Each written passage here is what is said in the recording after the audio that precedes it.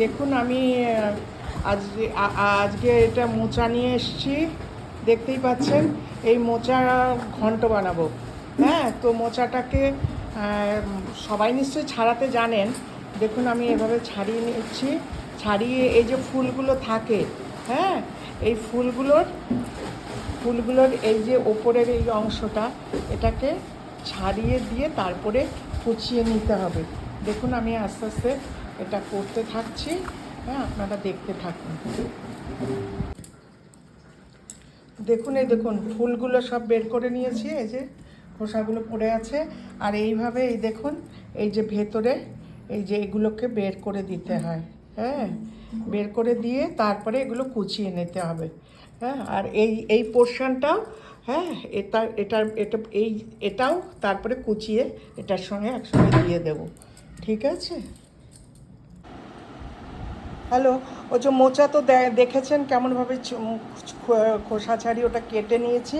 কাটার পরে দেখুন এরকম হয়েছে। এটার সঙ্গে আলু দেব, আলুটাও কেটে নিয়েছি। এবার এটাকে বয়েল করে এটার জলটা ফেলে দেব। হ্যাঁ, আর তারপরে এটার সঙ্গে ছোলা, নারকেল দিয়ে এটা বানাবো। তো আপনারা দেখতে থাকুন। দেখুন মোচা সিদ্ধ করে নিয়েছি। হ্যাঁ, সিদ্ধ করার পরে কুকারে একটা সিটি লাগিয়ে নিয়েছি। এমনিতে বাটিতেও করা যায়। আর এদিকে আলু ছোট ছোট করে কেটে নিয়েছি। আর গরম মশলা রেখেছি, একটু কাঁচা লঙ্কা, আদা একটু কুচিয়ে করে নিয়েছি গ্রেট করে। আর টমেটোটাও গ্রেট করা, একটু ছোলা, আর একটু নারকেল দেবো। তো আগে আমি দিয়ে দিচ্ছি শুকনো লঙ্কা। হ্যাঁ, তারপরে তেজপাতা দিচ্ছি। হ্যাঁ, তারপরে গরম মশলা দিয়ে দিলাম। হ্যাঁ, গরম মশলা দিয়ে দিয়েছি। এবার আলুটা দিয়ে দিচ্ছি। হ্যাঁ, তো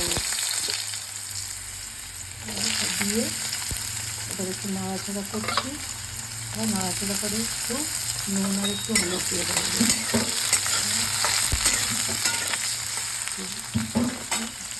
একটু নুন দিয়ে দিচ্ছি। আর এই সেদ্ধ করার সময় না অল্প করে দিয়েছি, সুতরাং একটু বুঝে শুনে দিতে হবে নুনটা। আর একটুখানি হলুদও দিয়ে দিচ্ছি। হ্যাঁ, দিয়ে এবার এটাকে ভেজে নিচ্ছি। হালকা করে একটু ভেজে নেওয়ার পরে আমি এখানে কাঁচা লঙ্কাটা দিয়ে দিলাম। ইয়েটা একটু লাল লাল হবে। হ্যাঁ, ভাজা একটু হলে এর মধ্যে আমি গ্রেট করা টমেটোটা দিয়ে দেবো। ভাজা হয়েছে। হ্যাঁ, হয়ে গেছে। এবার আমি গ্রেট করা টমেটোটা দিয়ে দিচ্ছি। দেখুন আলুটা ভাজা হয়ে গেছে। এবার টমেটো ইয়েটা দিয়ে দিয়েছি। টমেটোটা একটু কষে নিচ্ছি ভালো করে। কষানো হওয়ার পরে আমি ভাবছি আগে নারকেলটা একটু ভেজে নেবো। হ্যাঁ, এটার মধ্যেই দিয়ে দেবো। দিয়ে ভাজা হলে, হ্যাঁ, তাহলে ওটা আলাদা একটু সেন্ট বেরোবে। ওটাতে টেস্টটা একটু অন্যরকম আসবে। আর পরে দিলে একটু কাঁচা ভাব আসবে। তো আমি একটুখানি এখন অল্প করে জিরে দিয়ে দিচ্ছি। 8 চামচ ধনের গুঁড়ো, 8 চামচ জিরের গুঁড়ো, একটুখানি আর একটু হলুদ লাগবে, একটু হলুদ দিলাম। হ্যাঁ, আর একটু নুনও লাগবে, অল্প করে দিচ্ছি। হ্যাঁ, এই তারপরে এটাকে একটু কষিয়ে নিচ্ছি। হ্যাঁ, এখন আমি একটু নারকেলটা দিয়ে দেবো। একটু নারকেলটা দিয়ে দিই, এটার সঙ্গে ভাজা হয়ে যায়। তাহলে বেশ, হ্যাঁ, নারকেল ভাজা হলে দারুণ একটা সেন্ট বেরোয়, সেই সেন্টটা বেরোয়। হ্যাঁ, দিয়ে দিলাম। এটা একটু ভাজা হোক, এটার সঙ্গে এটা একটু ভাজা হোক। তারপরে আমি ইয়েটা দিয়ে দেবো, মোচা সেদ্ধটা। দেখুন এই ভাজাটা এরকম হয়েছে, নারকেলটা এখন ভাজা হয়ে গেছে, সেন্ট এসে গেছে। এবার আমি মোচা সেদ্ধটা দিয়ে দিচ্ছি। মোচা সেদ্ধটা দিয়ে দিলাম। হ্যাঁ, দেওয়ার পরে এবার এটাকে মেরে নিচ্ছি ভালো করে। এটাকে আমি মিক্স করছি। আমার বৌমা কখনো মোচা খায়নি। হ্যাঁ, তো সেই জন্য বানাচ্ছি। জানি না কেমন হবে, ওর ভালো লাগবে কি লাগবে না।